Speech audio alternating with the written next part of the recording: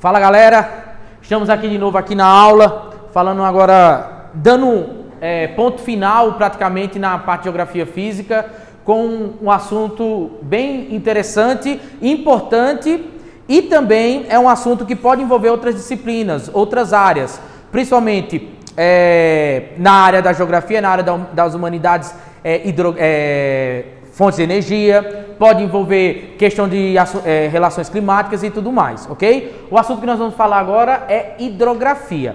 Lembrando sempre que nós falamos já a parte praticamente de todos os elementos que envolvem a natureza, já falamos da biosfera, dos biomas, já falamos da atmosfera, os climas, falamos também da geosfera, que é a geologia, e faltando somente a hidrosfera, que é a hidrografia. Assunto, estudo das águas, tanto águas continentais quanto a relação das águas oceânicas, beleza? Então, partindo desse ponto, nós temos ali, primeira coisa que você tem que saber, distribuição das águas. Bem, grande parte da nossa Terra, né, o nosso planetinha Terra, ele é composto 70% por água. Só que essa quantidade de água, ela é mal distribuída. Se você perceber aqui no primeiro ponto que eu deixo, há uma má distribuição da água. Isso se deve ao fato desta água, ela ser má distribuída de forma natural. Não tem nada a ver com a ação do homem e tudo mais. Óbvio que nos últimos séculos, principalmente pós-revolução industrial, o homem ele vai ser um fator preponderante justamente nessa parte da manipulação da água e também da condição da água, ou seja, a poluição, né? A relação do desmatamento, a relação da indústria, ok? Da urbanização, vai propiciar aí uma certa redistribuição da água como nós conhecemos. Hoje, na aula de hoje, nós veremos mais ou menos como que se dá essa relação entre homem e natureza. Porém, aspectos mais físicos será explicado nessa aula. Na nossa próxima aula, que está referente a bacias hidrográficas, nós vamos entender mais ou menos como o homem interage nessa relação natureza, água e homem, beleza? Vamos começar falando sobre a distribuição da água. Como eu já havia falado, a água ela é má distribuída. Se você perceber, 97% dessa água está nos oceanos. Aí você vai entender, alguns livros, artigos, né? Alguns pesquisadores, eles não têm um consenso de fato nessa disponibilidade da água. Alguns livros falam 98, outros 97, outros 97,5%. Vamos fechar aqui 97%, ou então 97,5%, que é mais ou menos o consenso geral, certo? 97,5%, que é mais um consenso geral. Se eu tenho 97% de águas oceânicas, em grande parte dessas águas oceânicas ela é água doce, isso se deve ao fato do processo mineralológico, o processo também da formação dos oceanos desde lá da era geológicas, lembre da aula de eras geológicas, né? O processo ali de formação do efeito estufa, o processo de suspensão de minerais e também a questão da formação de grandes rochas vulcânicas e a partir daí o derramamento de lava que favoreceu também a formação dos continentes. Isso tudo teve a formação dos nossos oceanos. 97,5% das nossas águas são oceânicas, consequentemente essas águas são salgadas, beleza? Grande concentração de sal. O interessante é que você vai pensar, então beleza, nas águas continentais sobrou 3%, ou então, se você quer ser mais preciso, 2,5%, né? Podemos dizer assim, sobrou 2,5% de água doce, 3% de água doce. Aí você vai falar, de boa, então 3% de água doce é muita água, a gente pode beber tranquilo. Mas não é bem assim. Se você parar para pensar, eu coloquei aqui, dentro desses 3%, você tem uma outra distribuição de água. E você vai analisar essa distribuição dessa maneira. 68% está localizado em geleiras, tanto do Polo Norte quanto do Polo Sul, também no topo das montanhas. Ou seja, grande parte dessa água está em geleiras, calotas polares, como vocês chamam também. Aí muitos alunos, muita gente tem aquela ideia, eu vou pegar uma calota enorme de gelo e vou derreter. Lembrando, o aquecimento global, ele está ocorrendo o derretimento das geleiras e a partir daí você tem um processo de redução da salinidade da água que vai afetar o ecossistema.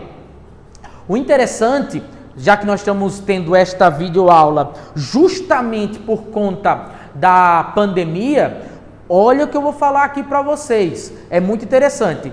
O processo de aquecimento global, ele favorece, ele vai transformar cada vez mais comum as pandemias. Se você perceber bem rapidinho, de 2000 para até 2020, nós tivemos várias grandes epidemias regionais, né, endemias e também duas grandes pandemias, do H1N1 e, recentemente, o Covid-19. Porque nos últimos 20 anos está tendo um aumento gradativo dessas epidemias. Conta do aquecimento global. Quando eu falar do assunto aquecimento global, possivelmente eu posso me juntar com o professor de biologia, com o Tarcísio, e nós podemos fazer uma aula relacionando esse processo, posso dizer, biológico, da extinção das espécies e também relacionar com o aquecimento global com os fatores geográficos, não é? Então fique atento que futuramente eu vou falar disso. Mas o assunto hoje é água, não é? Então vamos voltar a falar. 68% está nas geleiras. O processo de aquecimento global, o processo de derretimento das geleiras está fazendo com que grande parte dessa água doce seja colocada, seja depositada nos oceanos, e isso está havendo aí, está favorecendo um processo ali de dessalinização natural, mas isso é negativo, vocês vão entender. 31% está localizado em águas oceânicas. Alguns livros também podem colocar alguma porcentagem, eu tentei arredondar aqui. Não se preocupe com a questão de números. Lembrando, humanas no Enem não quer saber, não quer que você saiba dos números, e sim a grande maioria e tudo mais. Beleza? Então você tem ali, olha, 31% de águas subterrâneas. Essas águas subterrâneas você deve conhecer como aquíferos, como lençóis freáticos, não é?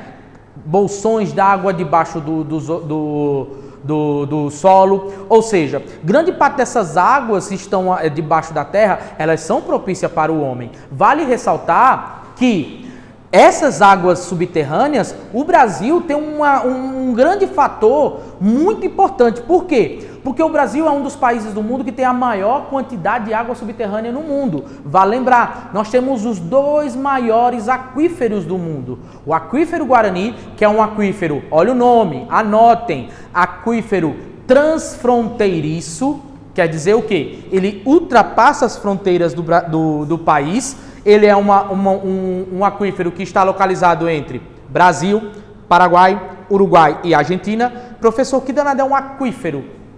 Aquífero são grandes lagos enormes que estão no subsolo, estão em camadas inferiores do solo. E essas grandes camadas, elas favorecem aí o surgimento de rios, né, de mananciais, de lagos e etc. Só para fazer um adendo, o Brasil é o país do mundo que tem o maior número de rios. E o Canadá é um país do mundo que tem o maior número de lagos. Só para vocês terem noção, presta atenção que eu vou falar aqui para vocês. 12% da água doce está localizada no Brasil. 12% da água doce. Aí você vai falar, professor, é pouco, né? 12%? Pelo contrário, é muito. Só o Brasilzinho, só o nosso país tem a maior quantidade de água doce do mundo. Aí você vai falar, então tá de boa, eu posso tomar meu banho de meia hora, de 40 minutos? Não é bem assim, porque nós vamos para o terceiro ponto aqui, que são rios e lagos, ou águas superficiais, águas que estão na superfície. 1% da água que está suspensa na superfície, eu vou além, viu? Eu vou além, é menos de 1%, certo? E você vai entender. Então, professor, quer dizer que nossa água que nós podemos beber, essa água que retira das barragens, só é 1% de todo o planeta? Sim, e eu vou além. Pergunto para vocês, quando vocês viajam, quando vocês estão ali andando até mesmo pelas cidades, os rios que vocês conhecem são rios de água limpa ou suja? Possivelmente você deve estar pensando aí, água suja, não é? Esgotos, a céu aberto e tudo mais. É um fato interessante e preocupante. Grande parte da água doce suspensa não, na superfície, ela está contaminada ou poluída. Preocupante, não é? Aí você vai falar, professor, então sobrou quantos por cento de água potável, água propícia para a saúde humana, para a nossa alimentação, para o nosso consumo? Olha aqui, sobrou de água doce 0,0027%. Ou seja, nós temos quase nada de água potável. Preocupante, não é? Países do mundo, por exemplo, vou citar Israel, Japão, já fazem um processo de reciclagem da água, que é algo muito comum e vocês vão se acostumar cada vez mais a ouvir sobre isso. Aí você vai falar, não, professor, vou tomar água suja, água reciclada não é água suja? Meu amor, a própria natureza se encarrega de fazer isso e você nem percebe. Faça um xixizinho. Quando você fizer um xixi na rua, daqui a 20, 40 minutos, olhe de novo o local onde você fez xixi, se estiver um dia muito ensolarado. O xixi vai estar ali? Não, ele evaporou. Ou seja, a própria natureza ela vai encarregar para fazer a reciclagem da água. Ou seja, quer dizer que quando tem um processo de evaporação, lembrando o ciclo da água, né? Evaporação, condensação e depois a precipitação, você tem ali o que nós chamamos de o processo de reciclagem, de filtragem da água, ok? Então você tem 0,027%, preocupante. É por isso que nós falamos que nós temos que nos preocupar com a água potável. Muita gente se questiona e pergunta para mim, professor, a água doce, a água vai acabar no mundo? Eu acredito que não. Não há água que nós... não há água disponível no mundo, mas sim água potável. É essa a nossa preocupação. Será que nós vamos deixar para as gerações futuras a água propícia, a água boa e potável? Uma coisa bem interessante e preocupante.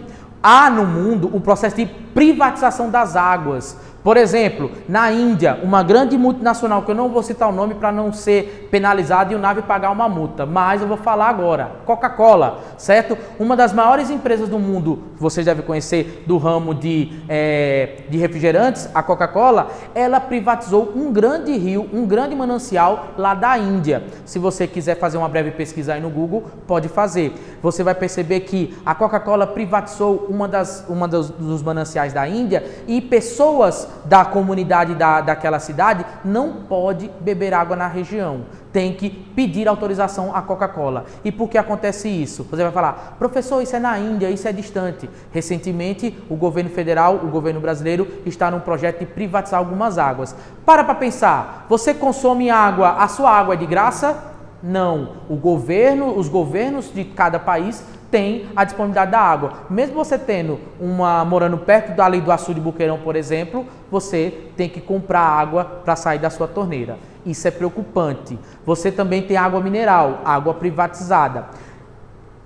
Recentemente na Bolívia, também nós tivemos casos ali de privatização de mananciais de água mineral. Ou seja, nós estamos tendo um processo de privatização de águas. Fica atento a isso. Lembrando, na próxima aula de bacia hidrográfica eu vou falar de transposição do Rio São Francisco. Enquanto isso, fiquem pensando, será que é para a população pobre a transposição ou para os grandes empresários? Fiquem com essa dúvida, eu responderei na próxima aula, ok? Continuando aqui. Além desse processo, gostaria que vocês anotassem e depois fizessem uma breve pesquisa no Google. Esse termo aqui, olha, água virtual. Já ouviram falar nesse termo? Água virtual? Por favor, não pensem que é água de download, água de WhatsApp, né, de rede social, não. Água virtual é o consumo de água que nós não percebemos. Como assim, professor? Em grande parte da sociedade, em grande parte do consumo, desde a Revolução Industrial, nós utilizamos a produção para nosso próprio consumo, para o consumismo, para a cultura, para a sociedade de consumo. E você deve lembrar que grande parte da produção requer água, e nós chamamos isso de água virtual, ou seja, cada produto o celular que você está vendo nessa videoaula ou o notebook que você está vendo nessa videoaula, né? Você está percebendo uma característica. Você está olhando para um objeto que não tem nada a ver com produção de água, com o uso da água? Lógico que tem. A sua produção teve o uso de água e nós chamamos isso de água virtual, certo? Só para ter um exemplo,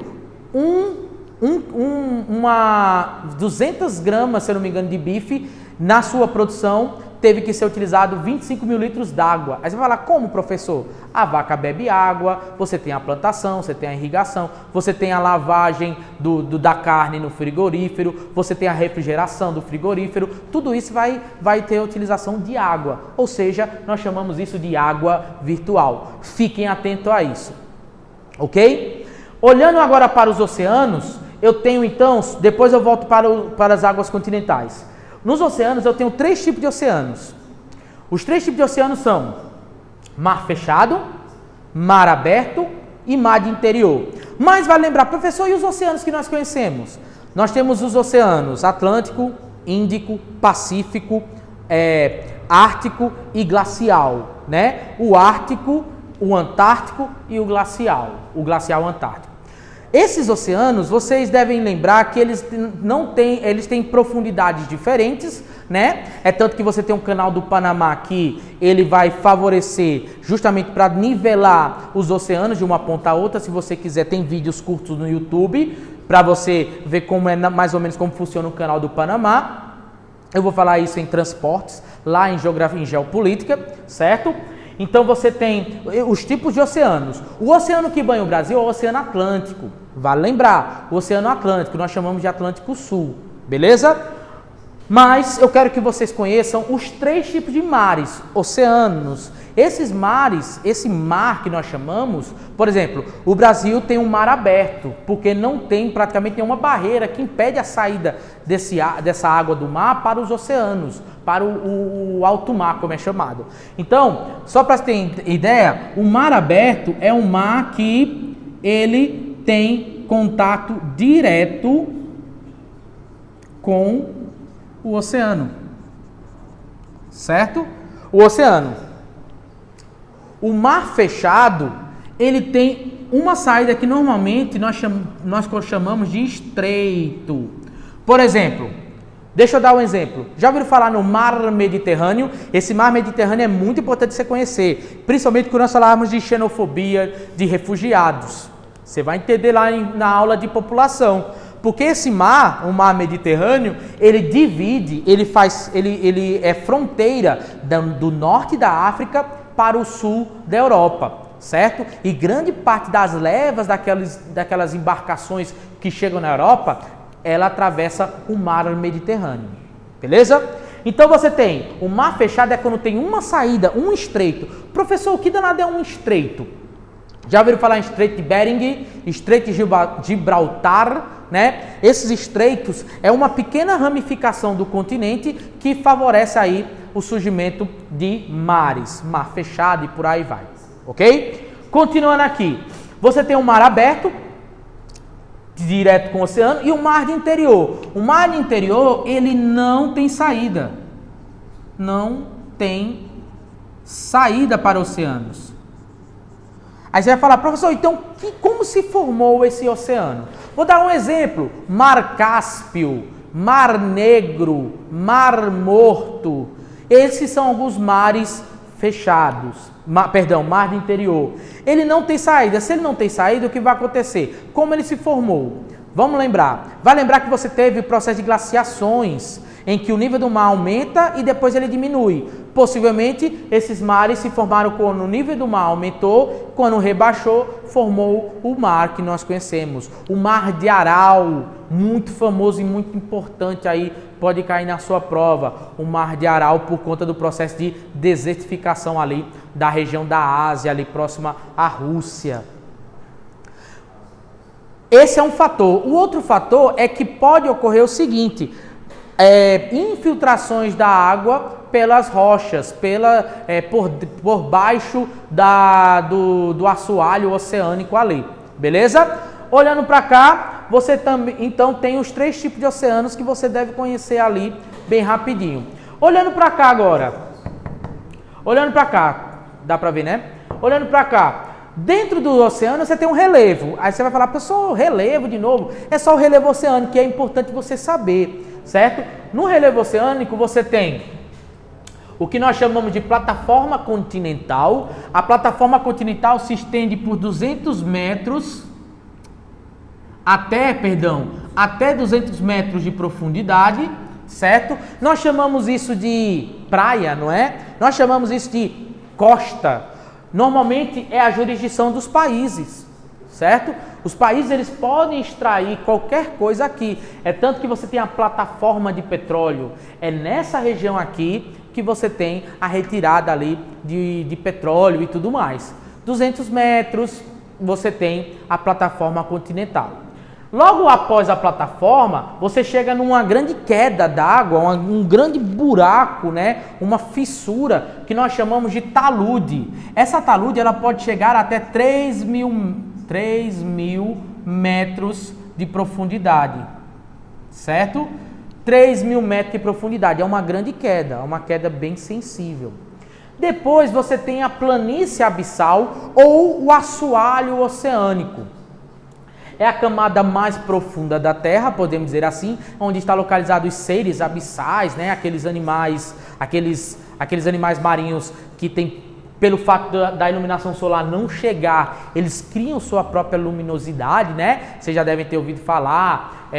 Quem lembra do desenho Procurando Nemo sabe do que eu estou falando, ok? Aqui na planície abissal. E, por fim, você tem as dorsais.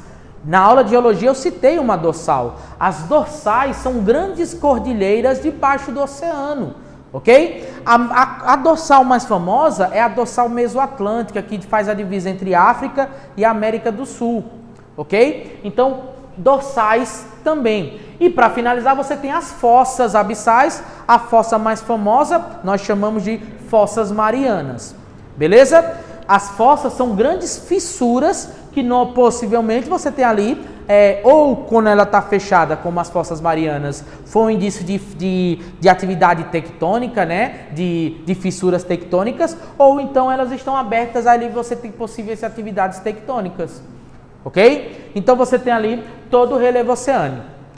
Só para dar uma pausa no relevo oceânico, certo? Só para dar uma pausa nos oceanos, vamos falar um pouquinho de rios, ok? Das águas continentais e as características desses rios.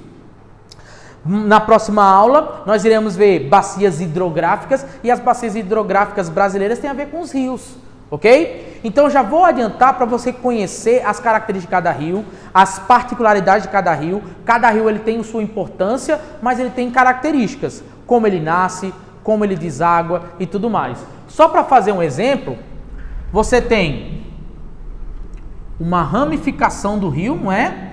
Você tem aqui a nascente do rio, beleza? Esse rio ele tem que ser alimentado, podemos dizer assim, ele precisa da alimentação. Então você tem aqui, olha, outros rios que vai alimentar o rio principal, certo? Normalmente esses rios eles são chamados de afluentes, certo? Afluentes. Todo rio é afluente do rio principal. E você pode ter também os afluentes secundários, que são rios menores que vão levar água para os seus afluentes, e os afluentes levam água para o rio principal. Se aqui é a nascente, aqui é todo o corpo do rio, e no final você tem a foz do rio. É onde o rio deságua. Por exemplo, você tem aqui, só para citar um exemplo, Foz do Iguaçu, porque é o final do rio, ok? Essa foz ela tem suas características que eu vou mostrar ali para vocês. Uma coisa interessante, você tem afluente, você tem nascente, você tem o corpo do rio. Você tem o alto curso, o médio curso e o baixo curso. O alto curso é na nascente, o médio curso é todo o entorno do rio e o baixo curso é a foz, o final do rio, ok? Então, sabendo disso, quando você tem toda essa ramificação aqui de rios, nós chamamos carinhosamente de bacia hidrográfica, que na outra aula, na próxima aula nossa, eu vou explicar cada bacia hidrográfica para vocês. Beleza? Vamos então conhecer alguns tipos de rios que existem no mundo e no Brasil. Só para a gente falar um pouquinho, nós temos aqui, por exemplo, águas continentais. Nós temos dois tipos de rios, os mais famosos. O rio perene, o nome já vai lhe ajudar. Rio perene são rios que nunca seca. Beleza? Rios que nunca secam. Por exemplo, eu tenho o rio Amazonas. Você já viu o rio Amazonas seco? Não. Você tem a baixa do rio e a alta do rio, a cheia, como eles chamam, não é? Mas ele nunca seca. Os rios intermitentes são rios, presta atenção, os rios intermitentes são rios que eles vão ter uma seca, eles vão secar, né? Nós chamamos também de rios temporários. Olha o nome, rios temporários. No Brasil, grande parte desses rios estão localizados em qual região? No Nordeste. Vamos dar exemplo? O rio Paraíba. O rio Paraíba é um rio intermitente. Curiosidades. Provavelmente, não é certeza, com a transposição do rio São Francisco, o rio Paraíba vai se transformar num perene, porque vai receber a água do rio São Francisco e não vai secar mais. Provavelmente. Beleza? Os rios exorreicos. Os rios exorreicos. O nome exo, vai lembrar lá de aula de geologia, exo, fora, não é? São rios que desaguam no mar, certo? Exo, fora do continente, no mar. Grande parte dos rios brasileiros, eles têm tendência a desaguar no mar, porque o Brasil é um país de planalto, né? Muito relevo muito inclinado, e os rios seguem em direção pro mar. Tem até uma música que eu vou já cantar para vocês, eu e Cícero. Pessoal, também tem os rios endo dentro, não é? Exo fora, endo dentro. São rios que desaguam dentro do continente. Como assim, professor? Dentro do continente. Como? Ele deságua em outro rio ou em um lago, certo? Vamos dar um exemplo. O rio Taperoá, próximo aí, um rio famoso nosso, ele deságua onde? Ele deságua lá em João Pessoa? Não, ele vai desaguar no Paraíba e do Paraíba vai para o mar, né? Ou seja, é um rio endorreico. Para finalizar, os rios arreicos. Os rios arreicos, eles simplesmente são rios que a água vai o quê? Evaporar ou infiltrar. Isso quer dizer que este rio, devido ter uma baixa vazão, um baixo volume, ele não vai ter forças de chegar até o final e ele simplesmente vai evaporar ou infiltrar. Também, repito, esses rios em grande parte estão no Nordeste do Brasil. A musiquinha, já escutaram a música de Luiz Gonzaga? É Luiz Gonzaga? É Luiz Gonzaga. A música que fala... Esqueci. Rio Pajeú, do rio Pajeú vai despejar no São Francisco. E o rio São Francisco vai bater aonde? No meio do mar. Quer dizer que o rio São Francisco é um rio o quê? Exorreico. O rio Pajeú, que vai bater no São Francisco, ele é um rio o quê? Endorreico. Cuidado, viu? Enem Humanas adora músicas, não é? Vai que cai essa música lá falando sobre esse tipo de rios. Lembrando sempre, endorreico no continente, exorreico deságua no mar. Beleza? Aqui é justamente como ele chega na foz, como ele deságua, não é? E a foz são as saídas. Foz em delta, uma saída, várias saídas, olha aqui, várias saídas, beleza? Quer dizer o quê? Esse rio ele tem várias ramificações, ele deságua de várias maneiras para o mar, certo? E o estuário, ele só tem uma saída, quer dizer que ele só sai só tem um vertedouro, só tem uma saída. Vamos dar um exemplo, o Rio Paraíba. Quem já foi em Cabedelo sabe o que eu estou falando. Ele só sai em um canto. Agora, se você for para o Rio Parnaíba, lá no Piauí, é o único rio, vou repetir, é o único rio do Brasil que ele é delta. Se você já estudou em aula de história, já ouviu falar em delta do Nilo? Por quê? Porque o rio Nilo lá no Egito é uma foz em delta, tem várias saídas. Rios que tem várias saídas é bom para a agricultura, porque ele fica muito úmido a sua região. Por isso que o delta do Nilo foi a região que se formou uma das maiores civilizações das antiguidades, ali a civilização egípcia. Outro delta muito famoso é o delta do Mississippi, né? O rio mais famoso da América do Norte. Na próxima aula eu vou mostrar os principais rios do mundo e vou falar do rio Mississippi, que é um rio importante para o processo de escravidão dos Estados Unidos. Beleza? Olhando para cá, também como é o regime do rio. De regime eu entendo, não é? Regime é o seguinte, como o rio é alimentado. Ele pode ser alimentado de duas maneiras, basicamente. Ou da chuva. Então, regime pluvial, ele é alimentado pela água da chuva, certo? E regime nival, ele é alimentado como?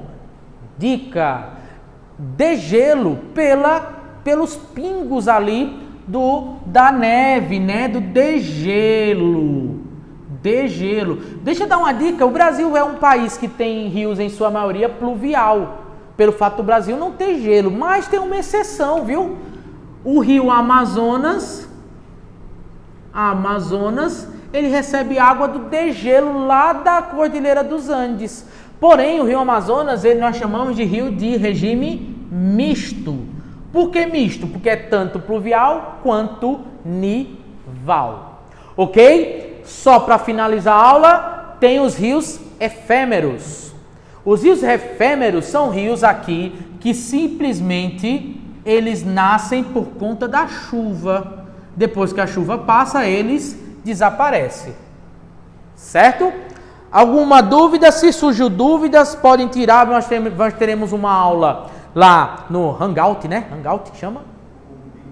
Estou fazendo propaganda de outro. Google Meet, certo? E nessa aula nós vamos tirar dúvidas do exercício. Então, beleza. Na próxima aula, lembrando, bacias hidrográficas e rios do mundo e suas possíveis contaminações. Ok? Beijos e valeu!